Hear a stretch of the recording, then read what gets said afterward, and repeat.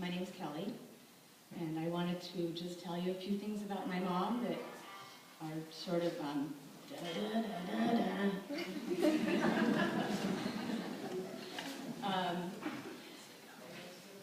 Mom loved the color periwinkle.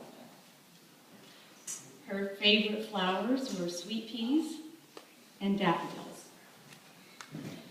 Her favorite hand in progressive rummy was the last one. The one where you lay everything down, no discard. And she loved words. She was a wordsmith. She was highly intelligent. In elementary school, she skipped 2 grades at once. She was a voracious reader. She even read about fertilizer when she was a child. Once, when she was shoveling manure on the farm with her dad, she asked, "Why do we have to shovel this? It stinks. Why don't we just buy some of that fertilizer called manure?" I hear that works really well. When we were growing up, Mike and Lori and I, Mom used to say, "I love you 10 bushels." That was the most we could count to. That was a lot.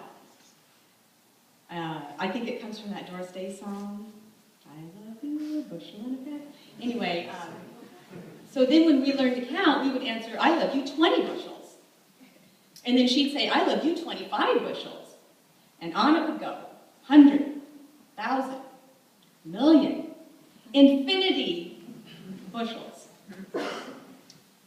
When I was 7, Mom brought a computer home. So that was 1967 or 68. She brought a computer home. It was about the size of a stove.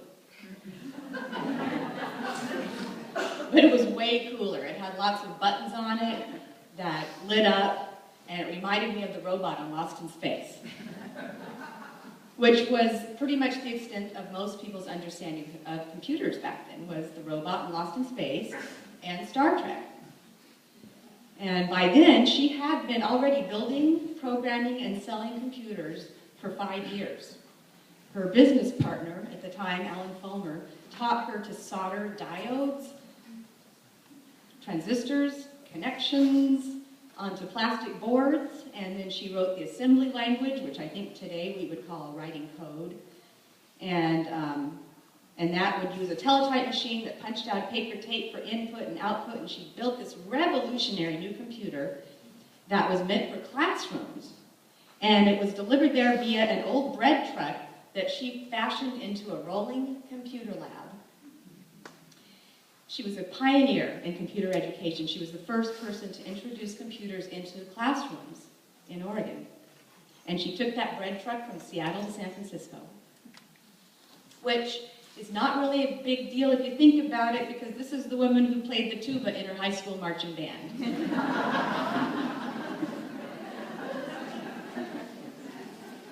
And if that isn't cool enough, she bought a 1968 baby blue Mustang convertible. So one thing that Mom would do at her her computer presentations that she gave back then, back in the 60s, is that she wanted to show a makeshift computer, what it would look like in the future. So she would take a piece of cardboard and she would fold it just so, and she would draw a keyboard down here at the bottom, and then she'd draw a computer monitor here at the top, and she would say, and then you could just close it. 1960s. Visionary. I once asked Mom one of the things that she felt most proud of. And she said she was proud of breaking down so many barriers. Proud of breaking down barriers regarding women, regarding salary, regarding job treatment. And many of her experiences were not fun, but they were worth it. Because look what we got. By 1969, Mom was working at the prestigious Northwest Regional Educational Laboratory. She swam with the sharks even when it came to negotiating her salary. And when she once accompanied her colleagues, all male colleagues, to the Perkins Pub, which those of you might remember was a steak and ale house in the old Littman's department store. So they were all going out for lunch, and they got there, and the maitre d' informed them that he was not going to serve her. This was a men-only steakhouse. So, well, Mom was a member of the Portland chapter of NOW, the National Organization for Women. And she made history with a group of women who staged a sit-in at Perkins Pub. One woman who was a lawyer got her lawyer husband to call and make a lunch reservation for a large party. He ordered that the salads and the waters already be put on the table because these are important people and they're in a hurry. They don't want to have to wait. So the group was on a tight schedule. They walked in just as planned. Oh, did I say the press was called? This is before Gloria Allred, by the way. So the press was called, the cameras were rolling, and in walks this group of women, including Mom and future Mayor Vera Katz, walked in and sat down. And the cameras were rolling when the chef came out holding his meat cleaver and saying he wasn't going to serve any women. And Perkins Pub closed not long after that. When I was 9, Mom took us to a movie called Little Big Man with Dustin Hoffman. And there's a scene in there where one of the Indians is gay before the word gay was coined. And on the way home that day, I asked my mom, why was everybody laughing at that part? And she explained that the Indian was a homosexual. And I still didn't understand, but what does that mean? Or why were they laughing? And she said, well, a homosexual is somebody where it's sometimes boys like boys and sometimes girls like girls. And some people think it's wrong. But it really isn't anyone else's business who you fall in love with. And it's no one else's business what you believe spiritually. That's what she taught us. So, Mike and Lori and I had to do one chore a week to earn our allowance. Laundry, dishes, empty the garbage. And it rotated. And obviously, when your week was empty the garbage, it was kind of like a vacation. I think for a while it was Lori and me, the other two, and Mike empty the garbage, and we went, hey, wait! We're going to have a sit-in. So, and she taught us how to cook. We started cooking dinner at the ages of 10, 11, and 12. And she taught us how to make English toffee, which we have some here today. She taught us how to test for the doneness of the English toffee by dribbling a little bit of the hot molten lava candy into a glass of cold water, and when it turns brittle, it's done. So we wanted to test it all along, because if it wasn't brittle, that meant we get to eat it. Yeah. So she taught us how to chop like the French chef, the proper way, you know, where you hold it, and then you move around like this, and you keep your fingers in so you don't cut your fingers. She taught us how to chop like that when we were 10, 11, and 12. We had a television for a while, but when it broke, Mom never replaced it, for our own good. And we went several years without a television. Years later, she said it hadn't really broken. She just didn't dispute it when we thought it was broken. So we went a few years without a television. We went camping a lot when we were really young, and then we went backpacking. Maybe we'll do that again, Rebecca? She took us backpacking. She bought us state-of-the-art backpacks with hip belts and padded shoulder straps, and Mike's was yellow, and mine was blue, and Lori's was red. And she took us on a week-long backpacking trip on the Appalachia Trail. And she wore her red flannel Norm Thompson shirt, which I think we have on display over there, the one that Lori and I would take turns stealing from her closet over the years. And then when one of us would discover that the other would have it, we'd secretly steal it. So in the end, Mom got it back. But that means we got it. So when we went backpacking, we all carried these Sierra cups on our belts, these little metal cup bowl type things you put onto your belt, eat your granola out of it, you dip it into the stream when you're thirsty. Very handy. A couple of them sitting over there by the red shirt. And one trip, we were getting ready to go on our day-long hiking, and we were drinking our Tang in the cup, and sitting around drinking our Tang, and Mom decided that she was going to impart some motherly wisdom on us. And she said, kids, when you drink your Tang, and you're almost to the bottom of the cup, swirl the Tang around so you get all the Tang that settles at the bottom. And with an eye roll, one of us, maybe me, said, "Oh, thanks, Mom. I would never have thought of that. Thank you for telling us that. You guys, did you hear that? Swirl your Tang." We teased her so much about that. We teased her. We said that, I told her that someday I was going to write a book that was going to be called Swirl Your Tang and Other Motherly Advice. We teased her relentlessly, but she was a really good sport. And one of the things that we teased her a lot was how she sneezed. Wahoo! That's what it sounded like. Wahoo! And she did that all the time, and we would laugh. Wahoo, Mom! Well, guess what? I sneeze like that now. And so does Lori.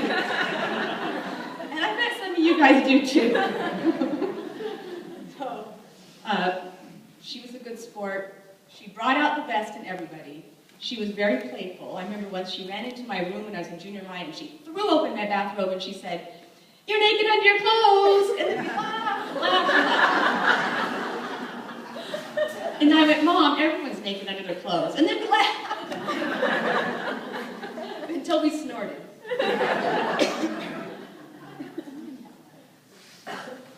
So one camping trip that we went to was in Wyoming, and we had to drive about a half an hour on this windy dirt road to get to this deserted campground on the North Platte River. It was very remote, and we fished in the river, and we admired the bighorn sheep across the river on the hillside, and they were just beautiful. Dozens of them, majestic and graceful. It was a bighorn sheep reservation or preservation.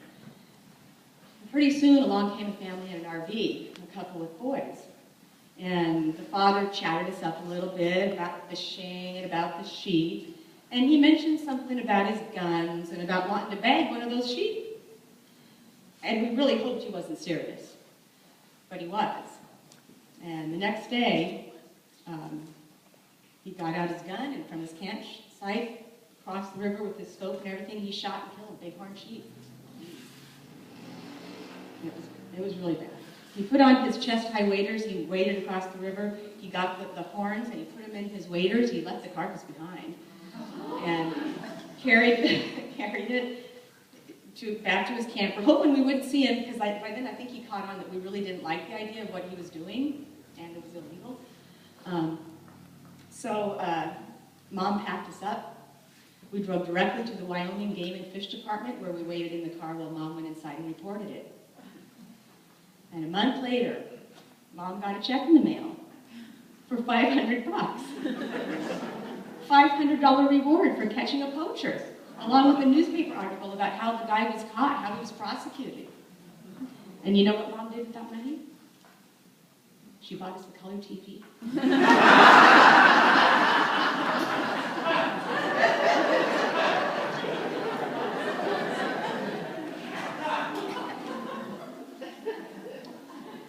Well, by then she was working on her PhD dissertation in Iowa City. She got involved with the Women's Center there. She was very political, if you haven't guessed by now. I think she had a McGovern bumper sticker on her car. Anyway, she got involved with the Women's Center there, and she got us involved. And she signed Lori and me up for an auto mechanics class. And we learned how to change a tire and change the oil before we were old enough to drive. She signed Mike and me up for a teen sexual awareness class at our church, the Unitarian Church. It was a lot different from the one they taught us in school. Which came later, and I think we got 100% on the pre-test. But anyway.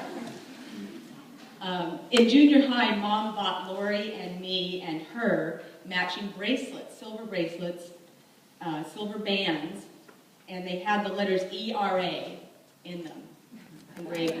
Anybody remember what that stands for? Equal Rights Amendment.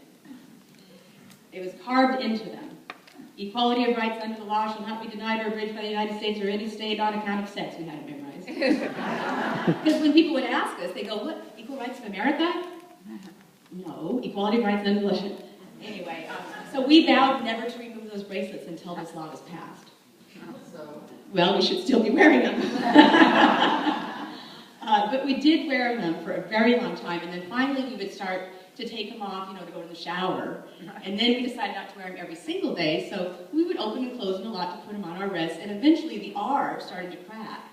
And eventually all the R's cracked, and eventually all 3 bracelets cracked in half right at the R, and the amendment never passed. Not our fault. A couple states that were holed out. Yeah. So the computer that Mom brought home in Iowa City used a modem. This is still years before personal computers were on the radar. So this modem was, you took your phone, you dialed it up, and then here's the modem, and you dial up the mainframe of the University of Iowa computer, and then you put the phone in there, and you hear the tone, and you're in. So Mom taught us how to use that computer. And, but she made us promise never to use it when she wasn't home. So, one day we were using it when she wasn't home. And we didn't really know that. We're just doing stuff. Pretty soon a message starts to print across, and it says, "Hi Judy, it's Jim. What are you working on?" And we didn't do anything, and then it said, "I'm testing something here. I need you to hang up your modem so I can reboot." And then he wrote, "Just type message, XXX," whatever you want to write. So we typed message, XXX. "Very funny, Judy. Serious though, I really need," and then we hung it up really fast. I think Jim must have seen moments after that. He must have seen Mom, because when she got home, we were in big trouble. She was getting her PhD in psychology of instruction, and I made a list of some of the papers she wrote, but now I realize it's way too long, and you won't know where one paper ends and the other one begins. Simulation of instruction, some considerations for users and designers, development and delivery of materials for computer instruction simulation. That was only about 2 of 5, but her thesis was called "The Application of a System Design Model to the Development and Testing of Computer-Based Simulation in Civil Procedure." How many of you have read that? Yeah. A couple over there if you want to try. So that was when I was in junior high. One night in junior high, my friend and I snuck out through Mike's basement bedroom, which had its own door, and we snuck down the street to the University Country Club to take a midnight dip in their pool. Well, without my glasses on, I could barely make out while we were swimming away that 2 people seemed to also be letting themselves in, and I said, "That kind of looks like your mom." And she said, "It is my mom, genius, and it's your mom, too."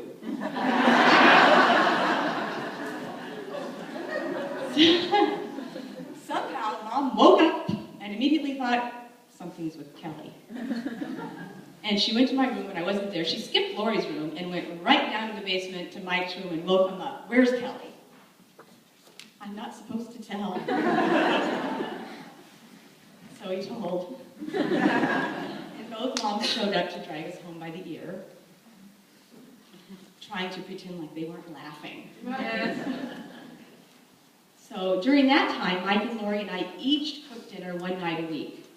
On weekends, Mom would make a big pot of chili or soup, and one night a week we cooked, and everybody had to be home. We talked about our day, and if we wanted to earn some extra money, Mom always had a yellow legal pad with a list of additional chores, and she would attach a dollar amount to each chore. Mow the lawn, $3, clean the gutters, $5, clean up the garbage cans, $1, and we would initial next to them what we wanted to do. If any, we didn't have to do anything. And then on Saturday or Sunday morning, she would play really loud classical music to wake us up for those chores. Or Joan Baez. Judy was the coolest mom, and we knew it. And our teenage friends knew that anything and everything was open for discussion at our house. No judgment, just dialogue. But no matter how cool, we were still teenagers, and she was still, Mom. So one day, Lori and I were shopping with Mom, and Mom overheard Lori and me using our secret language. So we had this secret language that we used to, I'd like to think that I'm more evolved now than back then, but we used to use it to make fun of people without them knowing about it. So the secret language went like this, like if you saw something about a stranger that you wanted to point out without being obvious, you would add the suffix "ocious" to it. So let's say that they had a funny hairdo. We would say, "Ferocious." Or if maybe they had ugly shoes, we would say, "Shoesocious." And they would never know. You just want to try to make it sound like a real word. Fur coat, ferocious. So one day we were shopping and Mom wanted in on the joke. And one of us, I can't remember who, wanted to tell her and one of us didn't. So we told her. But we must not have stressed the subtlety part about it. Because a minute later we were in the checkout line waiting our turn. And the clerk had the biggest, most unavoidable red lips you've ever seen in your life. "Girls," Mama said. "Red lipstick ocious."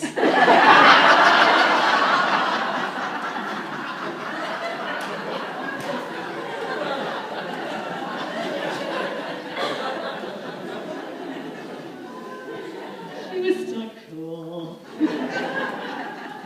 When I was a junior in high school, Mom bought a Commodore PET home computer.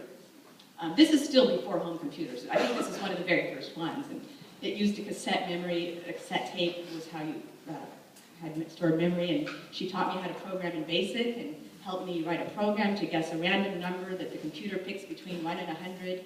And she also got me to take a computer programming class at Magnet Community College. It was called Fortran.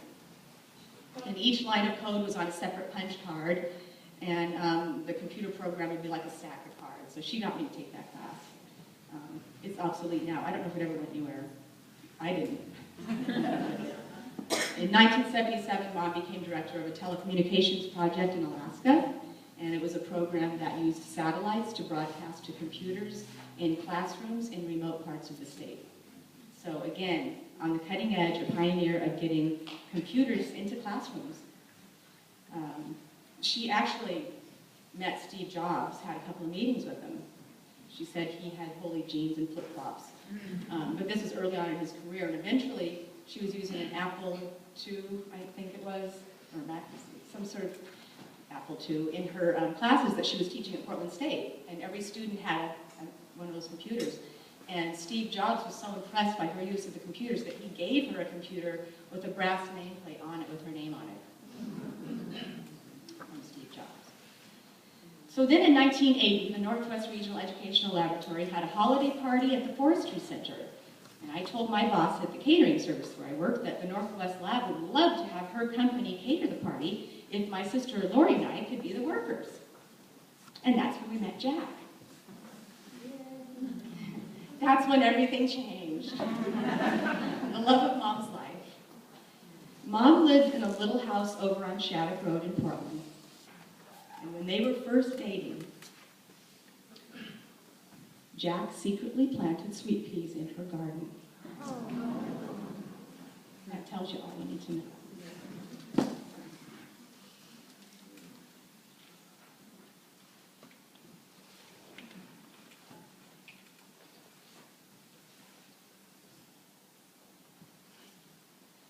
Mom told me that one of the happiest moments, the happiest moment of her life was the day she married Jack.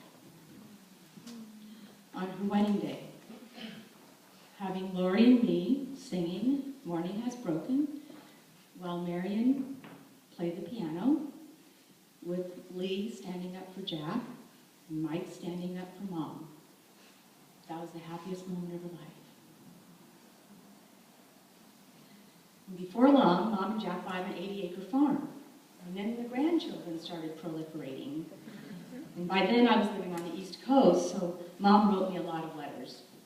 And 25 years ago, she wrote to me that Jack had tilled a patch of dirt for little Tori and little Jordan to play in with their trucks, showing them how to make canals and lakes with a pail of water. She wrote, "We had to hose them down. They just came in from stacking wood and both stepped in dog poop every chance they got. With waffle stompers." Mom was also known for making pies, especially pies, and she taught the grandkids how to make pies, and she made a video of herself making pies, which a little bit of it is on YouTube. We kind of have to edit it, but she made that about a year ago of herself making pies. So, grandchildren, I'm going to be expecting some pies when I come visit. In 1990, Mom wrote to me about taking care of half a dozen grandchildren, taking them to a teddy bear picnic with lots of teddy bears, lots of other people with their children and grandchildren and teddy bears. And she said Jack was the only man there. She said in the letter that they had the grandkids 7.5 days. She didn't say a week. She said 7.5. She said there were moments of high humor, great fun and joy, and moments of sheer terror. Here's an excerpt from that letter. Notice that the rooms in the farm had unique names and hidden passages. Here's what she wrote. On the last night, Jordan and Riley were allowed to sleep together in the idiot room. And Tori and Keely were allowed to sleep together in the crib room. We kept hearing noises.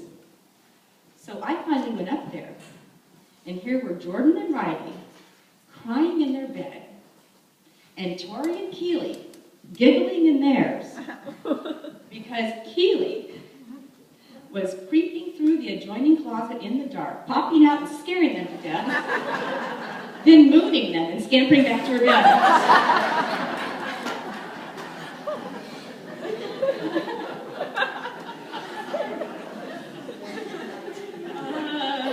I laugh like my mom.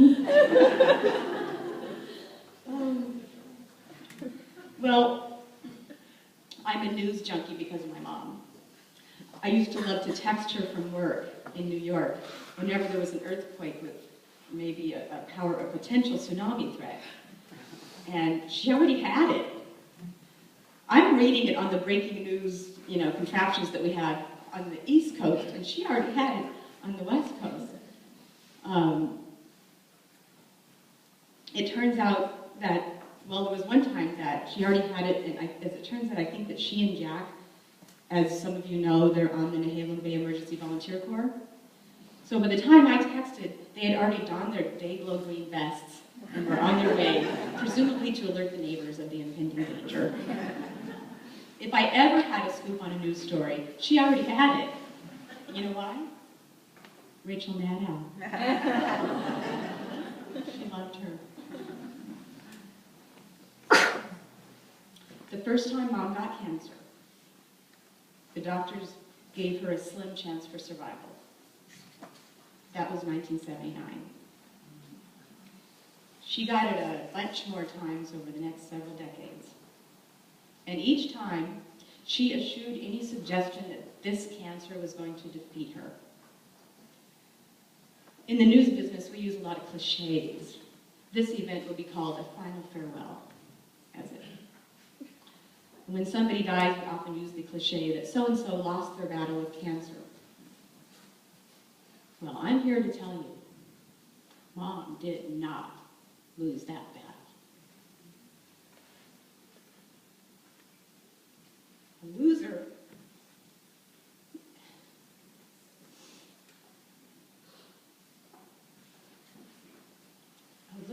is someone who gives up without trying.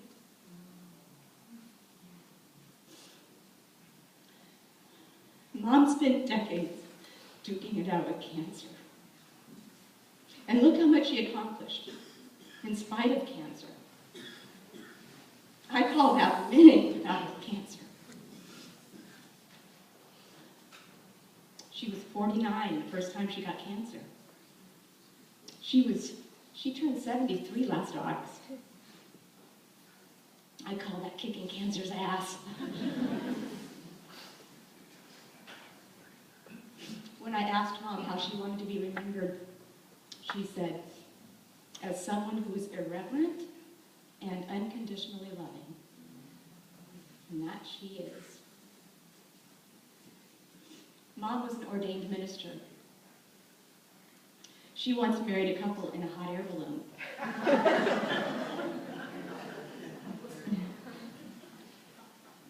6 weeks ago, she married my sister Marion and her partner Tori.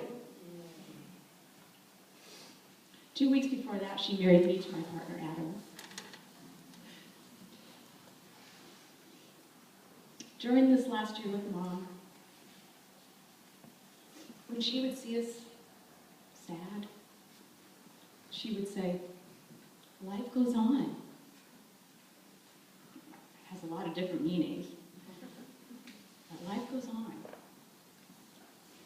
During the last week with Mom, I kissed her forehead and I said, I love you 20 bushels. She answered with her eyes closed, I love you 25. That was our code, bushels.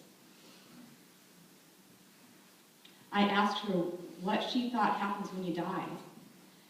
And she said that she believed, based on her own and other people's experiences, that there is no death, not even a moment of unconsciousness. Your soul just continues on and becomes way more expansive, so you have a much larger realization of what's true and what's real. You can choose to come back if you want to, for good purposes, or more learning, or you can choose not to. A few months ago, I teased her. When you get to that light, or whatever it is that happens, don't forget to come down and find Kelley to say what it is that's going on. Well, it was just a joke, but you know what they say, what's said in jest is just. Or just give me a signal that you're out there. A bushel? 10? Last week,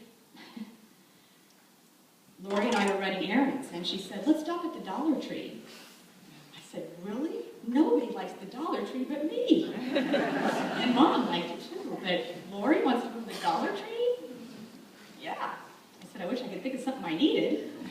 So we went to the Dollar Tree, and we wandered around, we were about ready to leave, and I looked over, there were a bunch of balloons over there, and I just wandered over to be in the balloons, floating around, and then I turned around, and there, stacked against the window, was this post with 14 bushels on it, filled with fake fruit and stuff.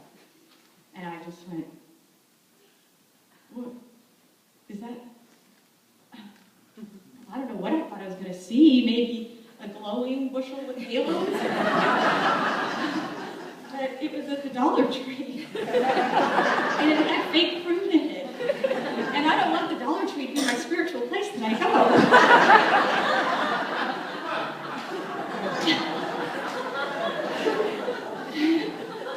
And then, a few days ago, I went to Goodwill to buy those punch bowls that you'll all be drinking out of them. I washed them really well. And I knew right where the punch bowls were, because I had already scattered them out. And without even thinking about it, I was pushing my cart past the punch bowl aisle without even thinking about it. 2 more aisles down, and I turned to where the basket aisle is, which is really weird, because I would never buy a basket at Goodwill. I might give one to Goodwill, but And I thought, oh, I missed the turn. And I turned, and there was a bushel. Not a real one, a fake one. that one. It's made out of metal. It's not even a real bushel. And I turned, and I went, it's a bushel. Okay. I know it's not going to float down from the sky made out of clouds and have a bright light shining from behind it, but It was $6.99. Minus my senior discount, $6.39.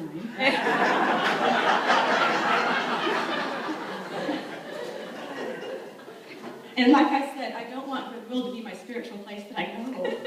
So please, a few more bushels would help, but I'll take it. I will take it, because everybody is saying, I dreamt about her, I dreamt about her. And I'm like, what am I, chopped liver? and then the bushels. So, anyway, I get comfort in knowing that I have subtle mannerisms that are like her. I know that when I sneeze, and some of you too, it's wahoo. It's not at you, and it's not you, it's wahoo! And you're gonna hear it. And your children are gonna tease you. So it's how I sniff, it's how I sneeze, it's when I laugh, and it's how I snort. And I know that those mannerisms are in all of our family, the Schultz family, the Nesmith family, and we all share those traits. I talked to Aunt Helen the other day on the phone, and she sounded exactly like Grandma Frances. Exactly. So, Mom's gone, but we've all got what she left behind. I mean, I know when I laugh, Mom's shoulders would bob up and down when she would laugh, and I know Aunt Jenny, same thing. And Aunt Ann, my Uncle Tim, my Uncle Wes, and all my cousins now. You can try all you want, but you're not going to be able to stop your shoulders from shaking. So I would just like to close with something that my Aunt Jenny said about my Grandpa Travis at his funeral. If I say it enough times, hopefully I'll believe it. I do not grieve, but I rejoice because of the image in my heart of her present joy and happiness.